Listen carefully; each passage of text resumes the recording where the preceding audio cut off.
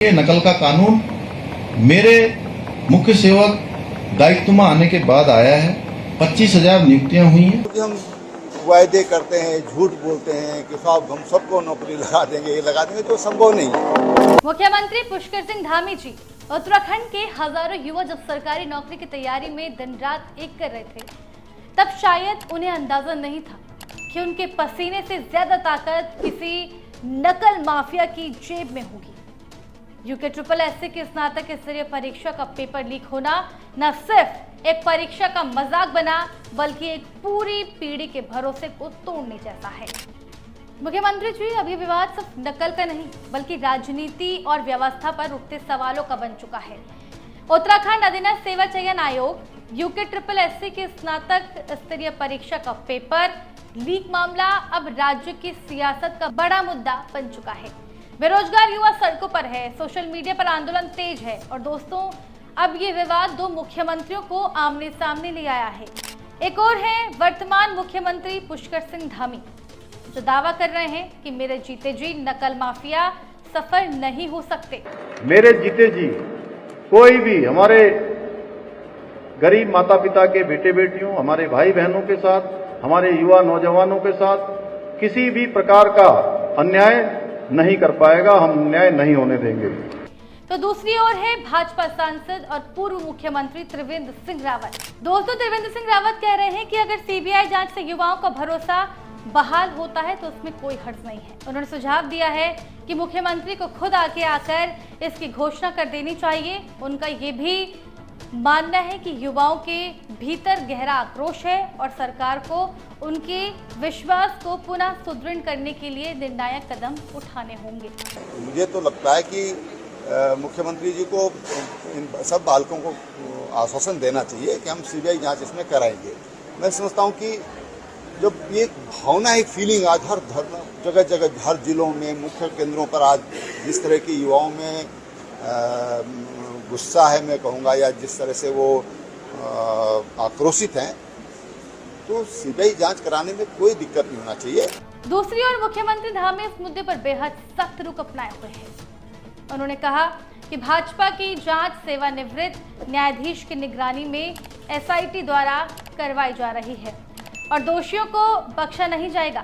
उनका ये भी दावा है कि राज्य में कड़े नकल विरोधी कानून लागू होने के बाद बीते 4 वर्षों में 25,000 से ज्यादा युवाओं को सरकारी नौकरी दी जा चुकी है। मैं छात्रों से भी कहना चाहता हूं कि हम आपके हित में बिल्कुल उचित निर्णय लेंगे और हम उसमें 1% पीछे नहीं हटेंगे। नकल का कानून मेरे मुख्य सेवक दायित्व में आने के बाद आया है। 25,000 नियुक्तियां हुई हैं, इसलिए मैं कहना चाहता हूं, मैं जब तक जिंदा हूं, उत्तराखंड के एक एक छात्र को न्याय दिलाना मेरा कर्तव्य है, मेरा जीवन का उद्देश्य रहेगा। मुख्यमंत्री ने यह भी कहा कि जब तक जांच रिपोर्ट और अंतिम कार्रवाई नहीं हो जाती, तब तक परीक्षा पर रोक लगा दी गई है। लेकिन इसके बावजूद CBI जांच की मांग लगातार तेज हो रही है। युवा लगातार सड़कों पर धरना प्रदर्शन कर रहे हैं। युवाओं का तर्क है कि जब सरकार का दावा है कि वो पूरी तरह पारदर्शिता से काम कर रही है, तो फिर CBI जांच से परहेज क्यों? अगर सब कुछ ठीक है तो निष्पक्ष जांच से डर कैसा? राज्य के दो मुख्यमंत्रियों का यूं आमने सामने आ जाना न केवल राजनीतिक दृष्टि से दिलचस्प है, बल्कि ये भी दर्शाता है कि इस मुद्दे ने कितनी गंभीरता पकड़ ली है।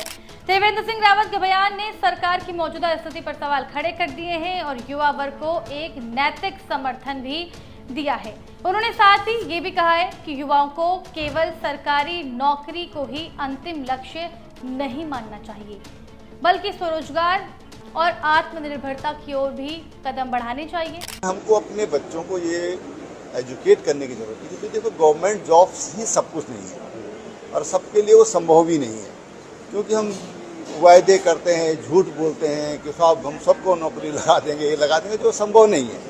तो हमको स्वरोजगार की तरफ प्रोत्साहित करना चाहिए और सरकार को कुछ ऐसे नीतियां बनानी चाहिए कि हमारा यूथ स्वरोजगार की ओर प्रोत्साहित। हालांकि ये बात अपनी जगह सही है, लेकिन युवाओं का सवाल भी जायज है। जब भर्ती प्रक्रिया ही दागदार हो तो मेहनत करने का भरोसा कैसे जगे? इस पूरे घटनाक्रम ने साफ कर दिया है कि उत्तराखंड की युवा पीढ़ी अब सिर्फ आश्वासन नहीं, ठोस एक्शन चाहती है। और अगर सरकार का इरादा वाकई साफ है तो सीबीआई जांच में कोई रुकावट क्यों? अब देखना ये होगा कि सरकार युवाओं की इस मांग को स्वीकार करती है या नहीं, लेकिन इतना तय है कि ये मामला जल्द थमने वाला बिल्कुल नहीं है। दोस्तों, इस पूरे प्रकरण में क्या है आपकी राय? हमें कमेंट बॉक्स पर कमेंट कर जरूर बताएं। धन्यवाद। उसमें हमारे यही मांग है कि सीबीआई जांच कराई जाए और सीबीआई जांच के बाद ये परीक्षा तत्काल रद्द की जाए और आयोग का पुनर्गठन किया जाए। रद्द आयोग को भंग कर नहीं होता तो आंदोलन जारी रहेगा। कि सीबीआई जांच हो, जो एग्ज़ाम हुआ है उसको कैंसिल कराया जाए और एग्ज़ाम कराया जाए और आयोग के अंदर जो भ्रष्ट अधिकारी और कर्मचारी बैठे हैं उनको हटाया जाए। यही मांग है हमारी सरकार से। ये मांग है या तो सीबीआई जांच हो या पेपर दोबारा रद्द हो, क्योंकि बच्चों का कहीं ना कहीं विश्वास अब टूट गया है सरकार से। तो सरकार से हम यही अपील करना चाहते हैं कि सीबीआई जांच कराओ या तो दोबारा पेपर दो। हम लोगों को अपनी मेहनत पर भरोसा है, हम लोग दोबारा पेपर देने के लिए तैयार हैं। मांगे लोकतांत्रिक तरीके से सरकार के समक्ष रख रहे हैं और सरकार जो है उनकी अनसुनी कर रही है। इस तरीके से आज हमको एक लोकतांत्रिक तरीके से छात्र आज जो है बहस के आगे बीन बजाने का जो कार्यक्रम है उनके द्वारा आयोजित किया गया।